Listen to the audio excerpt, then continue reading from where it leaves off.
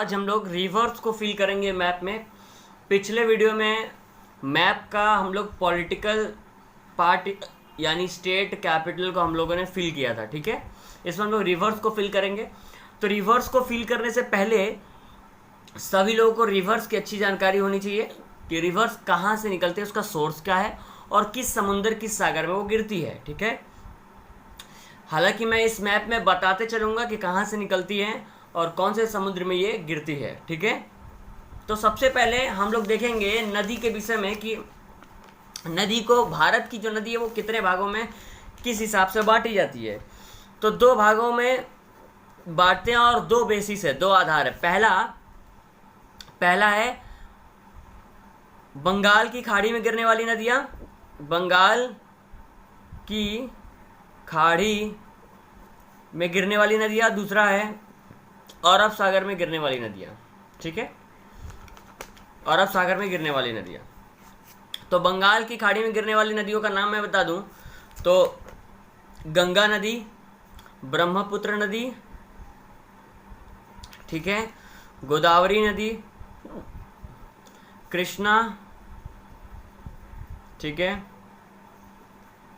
कावेरी, महानदी।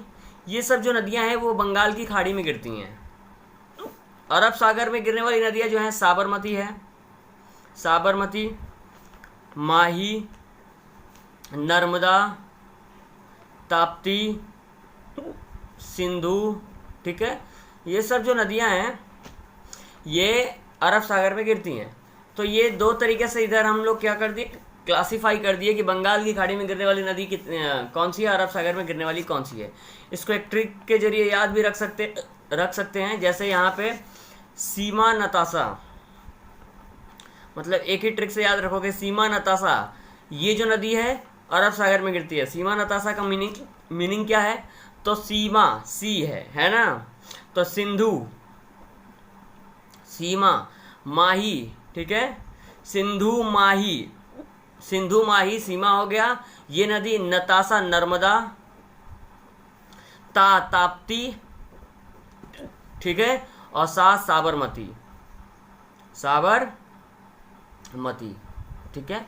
तो सीमा Natasha short trick से हम याद रख सकते हैं कि अरब सागर में ये नदियाँ गिरती हैं। सीमा मतलब सिंधु माही और नताशा मतलब नर्मदा, ताप्ती और साबरमती।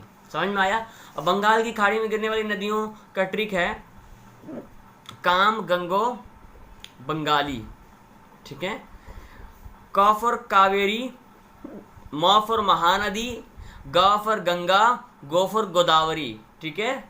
और ये ब फॉर क्या होता है, ब्रह्मपुत्र, ठीक है। तो ये सारी नदियां जो है काम गंगो बंगाली, कावेरी, महानदी, गंगा, गोदावरी, ब्रह्मपुत्र, ठीक है, ये सब बंगाल की खाड़ी में गिरती हैं। तो ये हो गया कि कहाँ पे गिरती हैं, उस हिसाब से दो भागों में, ठीक है।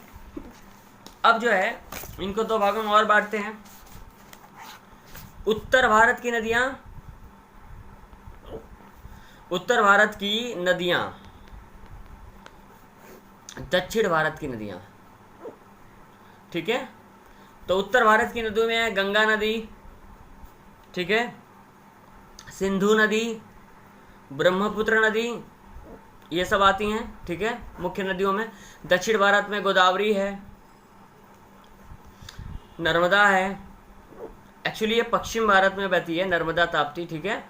तो गोदावरी मुख्य दक्षिण भारत की नदी है, इसीलिए गोदावरी को हम दक्षिण भारत की गंगा भी कहते हैं, गोदावरी को दक्षिण भारत की गंगा भी कहते हैं। तो ये उत्तर भारत की नदी है, दक्षिण भारत की नदी है, इस टाइप से जो है बांट दिया गया है, ठीक है। अब हम आते हैं मैप को फिल करने, ठीक है। अब जो है हम मैप को आसानी से समझेंगे कि मैप कैसे फिल करना है, ठीक है। अब देखो, सबसे पहले हम ऊपर से चालू करते हैं।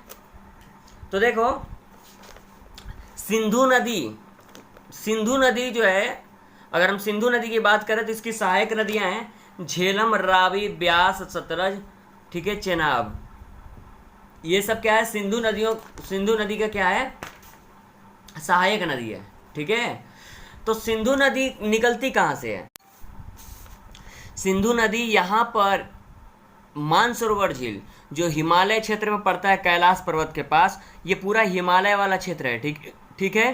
तो यहाँ पे मानसरोवर झील के में संगे खबाब एक हिमनद है यहाँ पर, यहाँ से सिंधु नदी जो है निकलती है संगे खबाब हिमनद से। तो इसकी 5 सहायक नदियाँ झेलम, रावी, ब्यास, सतलज, ये अलग अलग इलाकों से बहती हुई पाकिस्तान में एक दूसरे से मिल जाती हैं और ये पाकिस्तान में बहते हुए अरब सागर में गिर जाती है। तो ठीक है, ये सिंधु नदी हुआ। अब आते हैं गंगा नदी। तो गंगा नदी जो है गंगोत्री हिमनद के गोमुख गुफा से, ठीक है, उत्तराखंड में ये इलाका है, ये उत्तराखंड वाला तुम लोग पॉलिटिकल मैप में भरे हो, देखे हो। यहाँ पर गंगोत्री हिमनद के गोमुख गुफा से गंगा नदी निकलती है और उत्तर प्रदेश, बिहार बहते हुए बंगाल में एंटर करती है। और जब बंगाल यानी पश्चिम बंगाल में एंटर करती है तो उसकी नदी की धारा 2 भागों में बंट जाती है। देखो, एक हुगली के नाम से कलकत्ता में बहती है और एक पद्मा के नाम से बांग्लादेश में चली जाती है, ठीक है। हुगली कहाँ जाती है? कलकत्ता से बहते हुए, और पद्मा बांग्लादेश में जा करके वहाँ से जो है बंगाल की खाड़ी में गिरती है। देख रहे हो, 2 भागों में। और गंगा नदी के सहायक नदियों में यमुना है, गोमती है, घाघरा है, ठीक है, ये सब छोटी छोटी नदियाँ इसकी सहायक नदियाँ हैं जो बिहार के, उत्तर प्रदेश के अलग अलग इलाकों में बहती हैं, ठीक है। उसके बाद आते हैं हम लोग ब्रह्मपुत्र। तो ब्रह्मपुत्र जो है यहाँ से मानसरोवर झील के केमाय डंग हिमनद, ठीक है, केमाय यंग डंग हिमनद, ये हिमनद का नाम है क्योंकि हर नदी किसी न किसी हिमनद से ही निकलती है, किसी न किसी बर्फ से ही निकलती है। तो यहाँ से वो बहते हुए ये पूरा तिब्बत इलाके में बहते हुए, जहाँ पे इसको सांपो के नाम से जाना जाता है, सांपो, ठीक है, इसमें टी साइलेंट है, सांपो के नाम से जाना जाता है तिब्बत में। तो पूछता है ब्रह्मपुत्र नदी को तिब्बत में किस नाम से जाना जाता है? तो सांपो के नाम से। और ये असम से एंटर करती हुई बांग्लादेश में एंटर करती है और बांग्लादेश से एंटर करते हुए जो है बंगाल की खाड़ी में गिर जाती है, ठीक है। तो देखो, पूछता है भारत की सबसे लंबी नदी। तो भारत की सबसे लंबी नदी गंगा को कहते हैं। ये जो है 25 यानी 2525 किलोमीटर इसकी लंबाई है, लेकिन ब्रह्मपुत्र की लंबाई 2900 किलोमीटर है, ठीक है। तो इसमें कन्फ्यूजन होने की जरूरत नहीं है कि कौन बड़ा है, गंगा ही बड़ी है क्योंकि गंगा का पूरा भाग देखो भारत में बह रहा है, लेकिन ब्रह्मपुत्र 2900 किलोमीटर है, गंगा से ज़्यादा लंबा है, लेकिन ये पूरा भाग इसका देखो जो है तिब्बत में बहता है, कुछ भाग बांग्लादेश में बहता है। मतलब भारत में जो इसका बहने का जो मतलब जो ये कवर करती है एरिया वो बहुत कम है, इसीलिए जो है सबसे बड़ी लंबी नदी जो है गंगा है हमारा, ठीक है। तो ये हो गया ब्रह्मपुत्र कहाँ से निकलता है। उसके बाद आते हैं, ध्यान से देखो, ये वाला जो इलाका है यहाँ से बहुत छोटी छोटी नदियाँ हैं। देखो यहाँ से ये साबरमती यहाँ से निकलती है, ठीक है, ये साबरमती यहाँ से ऐसे निकल के बहती हुई जो है गुजरात में बहती हुई यहाँ पे अरब सागर में जो है गिर जाती है, ठीक है। उसके बाद देखो, ये तो साबरमती हो गया जो गुजरात राजस्थान के कुछ हिस्से में बहती है, और यहीं साबरमती के पास ही जो है जोग प्रपात है जो भारत का सबसे बड़ा जलप्रपात है, जिसको महात्मा गांधी जलप्रपात के नाम से भी जानते हैं, साबरमती पे ही, ठीक है, ठीक है। उसके बाद माही नदी जो है ये भी इसी हिस्से में बहती है, थोड़ा सा इन लोगों में अंतर होता है। उसके बाद माही के बाद जो है नर्मदा है और ताप्ती है। तो नर्मदा और ताप्ती के बीच में जो है सतपुड़ा पर्वत पड़ता है, ठीक है, जो इन नदियों को अलग करता है। सतपुड़ा पर्वत नर्मदा और ताप्ती नदियों को क्या करता है? अलग करता है। तो ये जो टेढ़ा मेढ़ा दिखाया गया ना, इसी को तुम लोग दिमाग में बैठाओगे कि ये जैसे यहाँ पे देखो एंड हो रहा है और यहाँ पे ये शुरू हो रहा है, तो ये नर्मदा नदी यहाँ से है, इसके जस्ट थोड़ा सा नीचे ताप्ती है। थोड़ा सा दिमाग में जो है एक ऐसा पॉइंट बना लोगे जिसे समझने में आसानी होगा कि ताप्ती कहाँ से निकल रही है, नर्मदा कहाँ से निकल रही है, माही कहाँ से। तो नर्मदा जो है अमरकंटक की पहाड़ी से निकलती है, ठीक है। ऐसे करके किताबों में सारा है कौन सा कहाँ से निकलता है, फिल करने का तरीका बता रहे हैं कि तुम लोग ऐसे करके ये जो साइन मैंने दिया है ऐसे करके, और जहाँ पे गिर रहा है उसे ऐसे ऐसे कर दोगे। ये नदियों के फिल करने का तरीका है। उसके बाद आते हैं महानदी।